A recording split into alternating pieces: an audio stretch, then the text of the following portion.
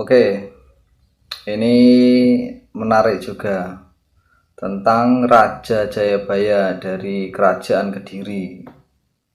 Oke, ini mungkin sedikit cerita dan memang kenyataan yang saya alami tentang Raja Jayabaya. Jadi simak, tonton sampai habis ya, jangan di skip. Oke, langsung saja kita mulai. Cas ces cos.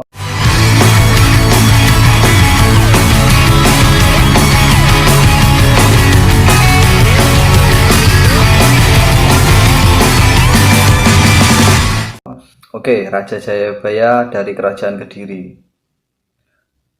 Mungkin saya akan bercerita dulu di masa itu. Di beberapa tahun yang lalu mungkin 2 tahun yang lalu. Jadi saya sedang nongkrong dengan teman-teman dan ngobrol lah intinya sharing atau saling berbagi. Singkat cerita, teman saya bertanya pada saya seperti ini, kamu pernah ke Petilasan Jayabaya? Saya jawab pernah. Terus kamu pernah ditemui apa atau kamu pernah melihat apa saja di Petilasan Jayabaya itu? Nah, baru itu saya jelaskan sedikit dan akhirnya ya bisa diterima. Cuman kan saya menyarankan ya jangan percaya karena semua itu berbeda. Jadi dari pengobrolan itu saya berbicara padanya tentang apa yang ada di Petilasan Jayabaya itu, tentang yang tak kasat mata. ya mau gimana lagi, mau percaya atau tidak kan ya terserah kalian. Yang jelas saya mau bicara apa adanya dan apa yang saya lihat dan apa yang saya asumsikan ini terserah kalian. Oke? Tapi sebelum saya beritahu semuanya, harus kita landasi dulu, harus kita dasari dulu bahwa penglihatan orang atau setiap orang itu berbeda-beda. Jadi mungkin ada orang si A pernah melihat sosok Jayabaya seperti ini. Lalu orang yang kedua atau yang ke B pernah melihat sosok Jayabaya yang seperti ini, dan seterusnya. Itu memang hal wajar karena setiap orang itu wadahnya berbeda, tingkatannya berbeda, dan semuanya berbeda lah pokoknya. Dan yang harus kalian mengerti adalah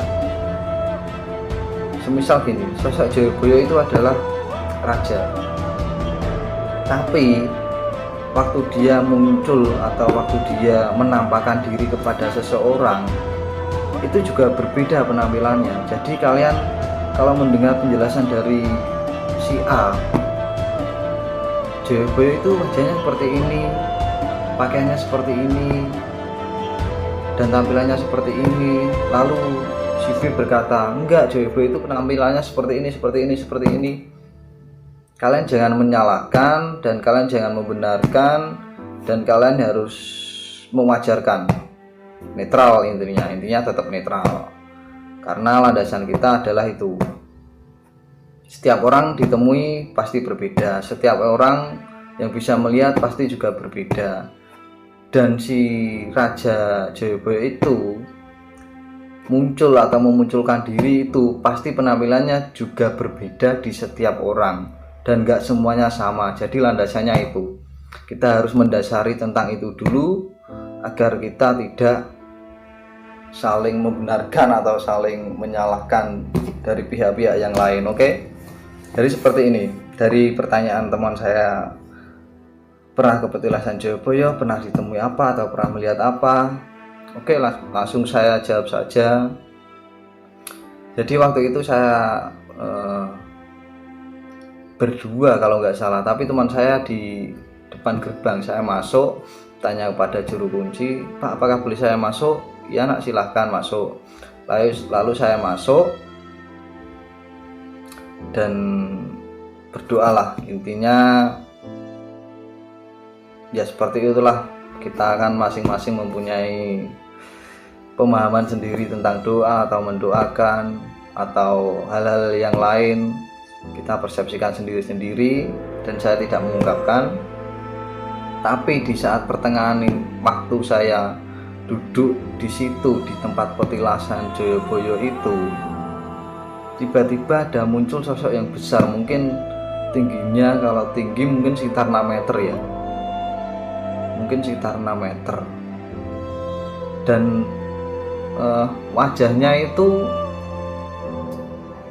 gimana ya, ya keker tapi nggak kebanyakan otot kayak Binaraga itu, enggak ya, tetap gede besar putih. Pakaiannya pun simpelnya bukan berarti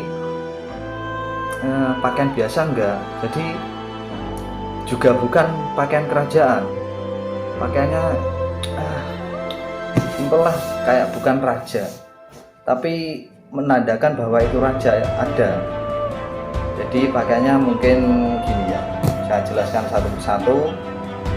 Yang jelas beliau memakai ini apa itu, kayak gelang itu di sini tapi tipis, mungkin ya sejam saya inilah. Lalu pakaiannya yang bawah juga biasalah, kayak sekalian pernah nonton film-film atau sinetron pendekar atau semisal kayak Angkling Dharma itu ya, pakaiannya bawah ya kayak itu tapi pendek, nggak sampai ke bawah semua, enggak, cuma di lutut mungkin seperti itu. Lalu wajahnya pun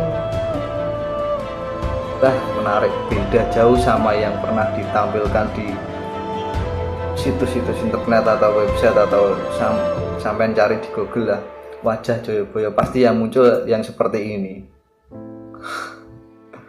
Ternyata itu beda jauh dengan hal itu, dengan wajah ini itu sangat beda jauh. Yang jelas sangat berbeda. Lalu beliau berkumis tapi tipis ya, kelihatan hitam, yang jelas gagah, tinggi, besar.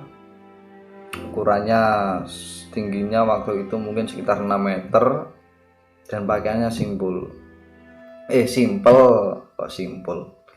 pakaiannya simpel. Nah seperti itu. Dan apalagi ya, jadi ingat waktu masa-masa suka ke tempat-tempat seperti itu nih. Yang jelas seperti itu, wajahnya gimana ya, sangat putih, kulitnya putih, ada kumisnya sedikit ya, seperti inilah, maksudnya segini, rambutnya pendek dan ada gelangnya di pergelangan ya, di siku ini ya, 2.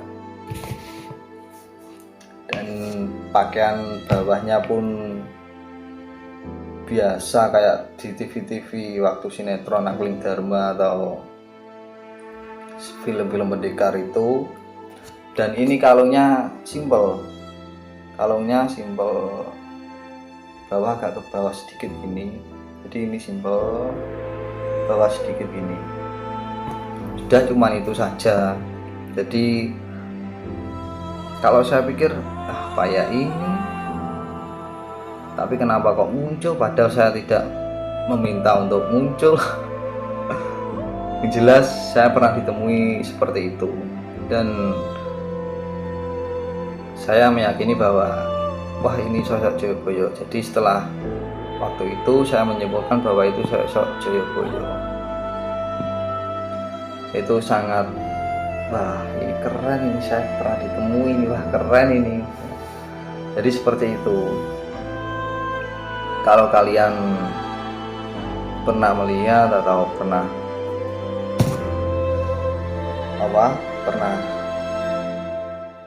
tak sengaja pun juga melihat, mungkin juga berbeda dari apa yang saya lihat. Jadi intinya tetap dilandasi dulu dan kita harus mendasari bahwa setiap orang pasti berbeda.